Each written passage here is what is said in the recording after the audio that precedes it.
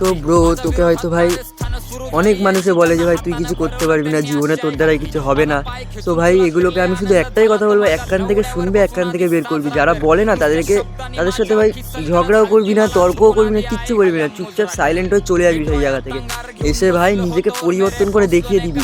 তাদেরকে বলে কিছু হবে না, বললে ভাই তারা যদি কুকুর হয়, তুইও ভাই তাদের সাথে কুকুরের মতো ভক ভক করলে কিছুই হবে না।